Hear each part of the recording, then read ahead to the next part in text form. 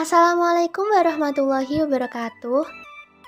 Kami dari kelompok 2 yang beranggotakan Yunastia Nika Agustin dengan NIM 1264062010050, Nurul Hidayatul Mahfiroh dengan NIM 1264062010051, dan Muhammad Ahsan Taufiki dengan NIM 1264062010053. Di sini kami akan membahas tentang pengantar dan latar belakang perilaku organisasi.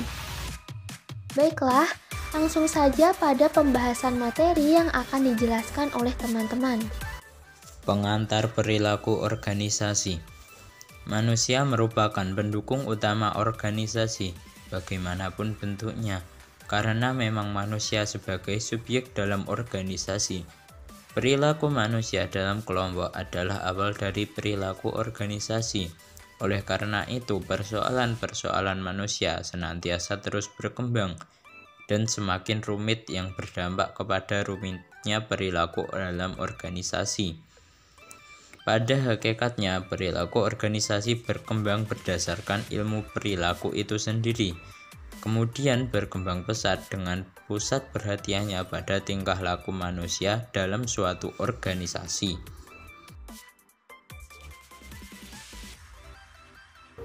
Sejarah perilaku organisasi. Minat para ahli terhadap ilmu ini dapat ditelusuri dalam sejarah manusia pada zaman Yunani kuno, yaitu filosof Yunani Plato membicarakan mengenai jiwa manusia terhadap 3 hal, yaitu filosofik, spirited, dan update. Sekitar abad ke-20, perhatian mengenai penataan organisasi mencapai titik momentumnya, dan 3 orang yang mempunyai andil dalam konsep ilmu ini antara lain yaitu A. Max Weber adalah pemikir dalam ilmu sosial. Orientasinya lebih banyak menekankan kepada penjelasan mengenai organisasi dibanding dari pengembangan suatu prinsip yang bisa dipakai untuk mencapai tujuan praktis. B. Henry Fayol. Pandangan-pandangan Fayol dianggap sebagai suatu pemikir tentang organisasi administratif. Dia berpendapat bahwa semua organisasi terdiri dari unit atau subsistem sebagai berikut. 1. Aspek-aspek teknik dan komersial dari kegiatan pembelian produk dan penjualan. 2. Kegiatan-kegiatan keuangan yang berhubungan dengan masalah-masalah permintaan dan pengendalian kapital. 3. Unit-unit keamanan dan perlindungan. 4. Fungsi perhitungan. 5. Fungsi administrasi dan dari perencanaan organisasi, pengarahan, dan organisasi dan pengendalian. Dan yang yaitu Frederick Winslow Taylor mengenalkan prinsip-prinsip manajemen ilmiah.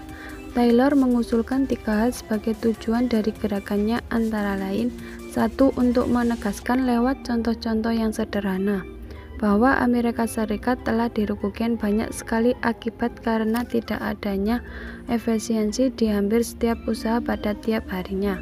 2. Mencoba untuk meyakinkan kepada masyarakat Amerika Serikat bahwa pengobatannya terletak pada manajemen yang sistematis, bukan pada usaha mencari orang-orang yang istimewa. 3.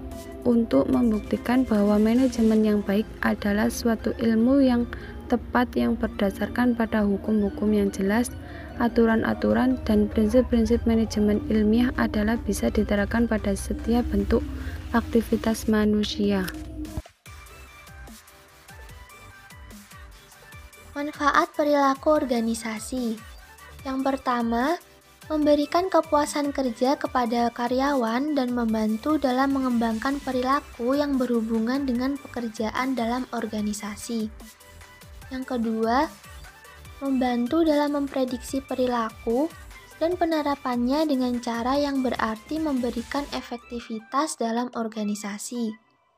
Yang ketiga, mempelajari sifat dan budaya dari suatu organisasi atau lingkungan tempat kita bernaung atau yang akan kita masuki.